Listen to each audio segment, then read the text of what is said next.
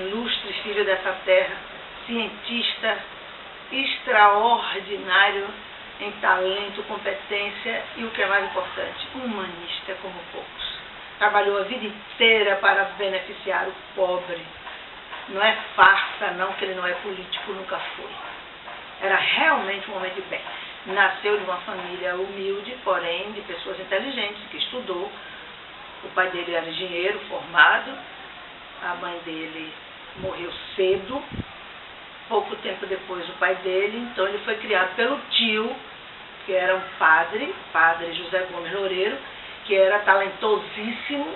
As homilias de Padre Loureiro era conhecida no estado todo. Inclusive, quando o Rui Barbosa veio a Santo Amaro, beijou as mãos de Padre Loureiro, dizendo que nunca tinha ouvido um discurso tão eloquente, tão perfeito. Rui Barbosa, o tio de Dr. José Silveira, que criou o Dr. José Silveira, porque os pais morreram cedo. Ele foi criado aqui no Sobrado, onde hoje vocês têm a possibilidade de conhecer o Memorial José Silveira. Ele doou aquele sobrado, que ele era dele, que ele nasceu, ele doou, ele deu, para trazer para aqui, para Santo Amaro, todos os bens dele quando ele viesse a morrer. Ele queria que tudo que era dele viesse para a terra dele. Era uma forma não só de trazer o que era dele para aqui, mas de beneficiar a terra com cultura, porque ele criou em Santo Amaro uma fundação com o nome Núcleo de Incentivo Cultural de Santo Amaro, cujo objetivo era levar cultura para os jovens de Santo Amaro. E como ele mesmo me dizia, Maria, sendo eu um jovem de família humilde, eu encontrei inteligência através dos livros. Tudo que eu aprendi, que eu sei, foi através dos livros. E eu quero levar para Santo Amaro uma biblioteca, para que os jovens estudem e aprendam a história da vida. Né? E quando nos conhecemos, ele disse que nós teríamos que trabalhar com esse objetivo, de trazer para Santo Amaro incentivo à cultura, que por si só já era uma terra culta, pelos filhos ilustres que sempre teve na área das artes, da música, das artes plásticas. Nós temos o extraordinário Emanuel Araújo, um artista internacional, que é filho dessa terra, fundou o Museu Afro-Brasil em São Paulo, uma sumidade, é filho da terra, Emanuel Araújo. Temos Caetano, temos Betânia, vivos, em evidência. Então ele disse que essa terra precisava de estímulo, e aí trouxe todo o acervo dele, inclusive doou o sobrado dele com esse objetivo. Dr. José Silveira, como eu já disse, nasceu aqui, se criou naquele sobrado, numa família humilde, pobre. Inclusive a casa vizinha, onde hoje é o auditório do Nixa, pertenceu à família dele, que teve que vender para pagar os estudos dele em Salvador. Ele estudou em Salvador, foi um dos melhores alunos na Faculdade de Medicina, na Bahia, e foi se especializar exatamente em pulmão, porque a namorada dele morreu tuberculosa. Ele disse: eu vou me especializar, eu vou ser pneumologista para resolver esse tipo de problema. Foi um dos melhores fisiólogos que a Bahia teve. Foi representar a Bahia, o Brasil, em 22 países do mundo. Este homem foi homenageado e aplaudido com conferências e palestras, normalmente falando um idioma da terra. Falava fluentemente inglês, francês, espanhol. Falava fluentemente inglês. E o que é mais importante, que é a língua mais difícil, que é o alemão. Ele era fluente no alemão. Ele fez uma palestra na Alemanha, que ele me contou tantos anos depois, mas ainda estava chocada. Ele não sabia que lá, quando eles gostavam da conferência, eles aplaudiam batendo os pés. E como eles usavam botas, ele disse: Maria, eu nunca tomei um susto tão grande na minha vida. Quando eu encerrei a palestra, quando eu vi, foi bah, bah, bah, eles batendo os pés no chão. Ele ficou lívido. Aí a secretária disse: é aplauso, eles adoraram a palestra do senhor. Eles querem bis, isso é pedir bis. Imagina. Na Alemanha, ele foi ovacionado, até porque dominava a língua deles, né? O idioma deles, eles acharam isso o máximo também. O mais importante dele, eu já falei da inteligência, da capacidade, da sumidade dele como médico, ele era um benfeitor. Ele socorria os pobres. Normalmente, quem tinha tuberculose naquela época eram pessoas pobres, passavam fome, eram pessoas subnutridas. Desculpa, eu fico muito emocionada quando eu falo sobre ele.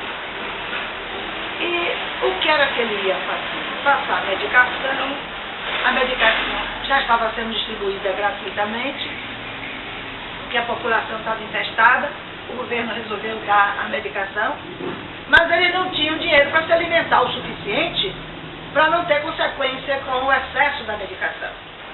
A cura só acontecia em 6 meses. Você tinha que levar 6 meses tomando 5 comprimidos por dia. E o estômago dessa pessoa, como ficasse, e a situação de fome. Ele começou a doar, de livre e espontânea vontade, cesta básica. Quando ele compreendia que via a situação daquele paciente, que era de pobreza total, ele então, o que fazia? Ele dava uma cesta básica junto com o remédio, junto com a medicação. Ele começou a fazer benfeitoria desde essa época, que ele começou a ajudar os pobres. Dava o remédio e ainda dava a cesta básica a essas pessoas. E a mulher dele que ia para lá para fazer essa triagem e ver qual a necessidade que realmente cada família tinha para poder suprir. Até roupa ela terminou também doando, porque via que os filhos daquelas pessoas, que aquelas crianças estavam seminuas. Ela começou a fazer campanha até para vestir as crianças. Imagine o trabalho, ele como médico ainda fazia esse trabalho. Por isso era considerado e aplaudido um dos maiores humanistas que passou pela Bahia. O jornalista Zé Augusto Berbes de Castro fez uma manchete de página inteira no Jornal à Tarde, dizendo: José Silveira, o maior baiano vivo.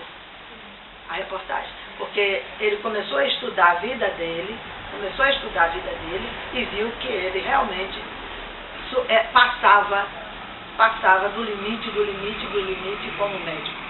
Além dele socorrer, atender de graça, socorrer com remédio, socorria com alimentação.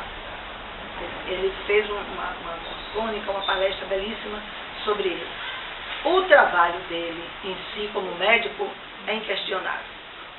Foi extraordinário. Ele atendeu, na época, Elba Ramalho, tuberculosa. Ela não era famosa. Ela era uma cantora, uma outra qualquer, uma pessoa que gostava de cantar, uma outra qualquer, mas não era famosa. Ela teve tuberculose, Elba Ramalho. Ele atendeu Elba Ramalho. E também deu cesta básica à época a Elba Ramalho, que veio de fora para ser atendida aqui em Salvador, porque este médico era famoso, era ele quem curava as pessoas que tinham tuberculose.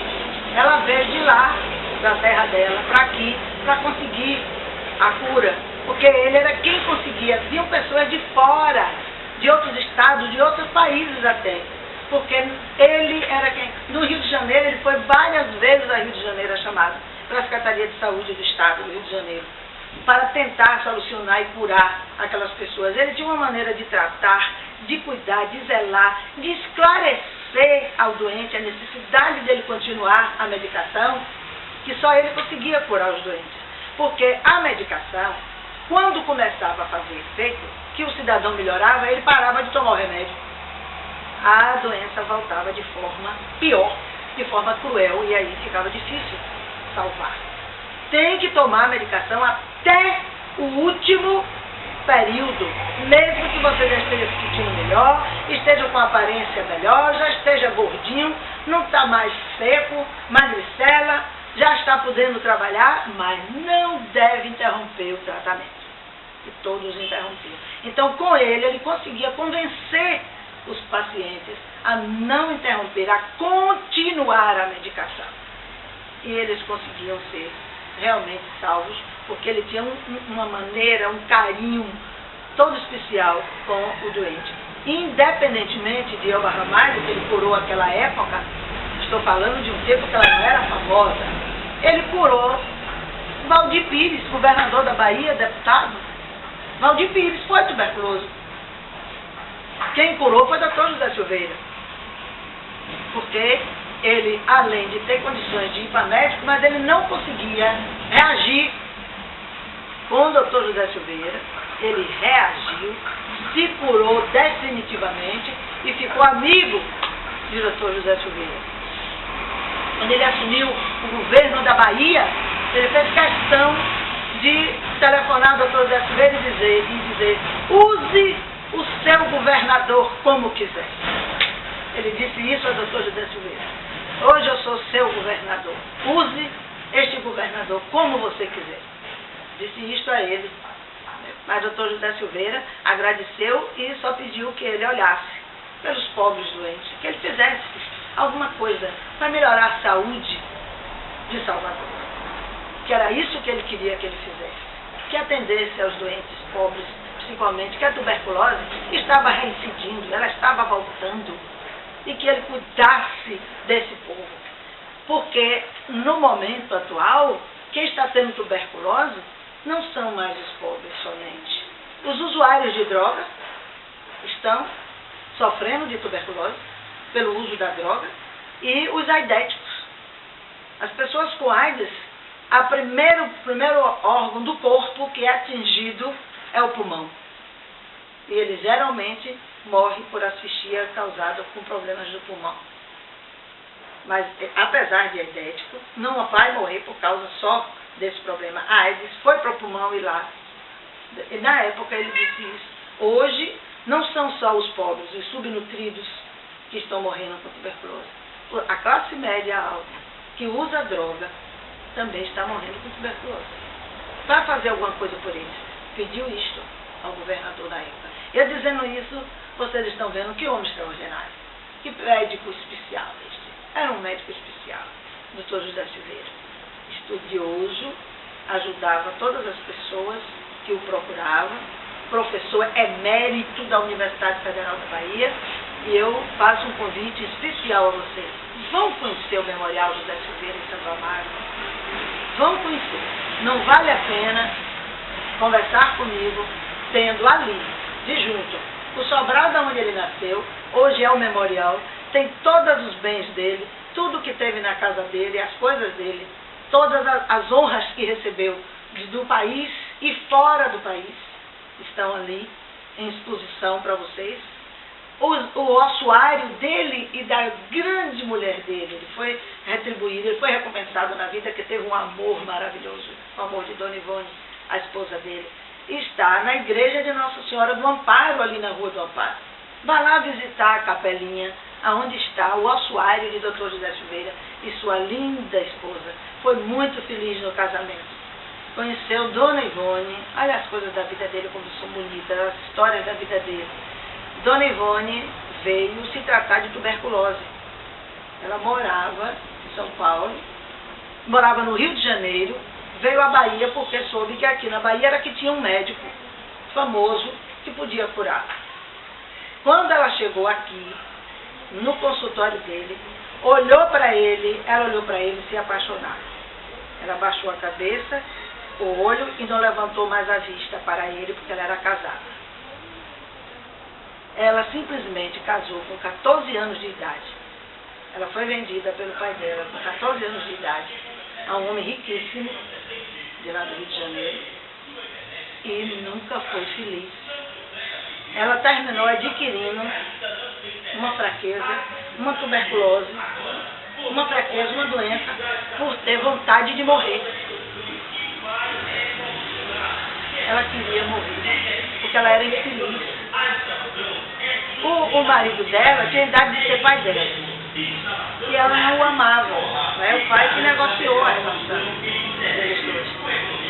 Os dois se olharam, se apaixonaram, mas nada puderam fazer, porque ela era casada. Ele era solteiro, um médico ético.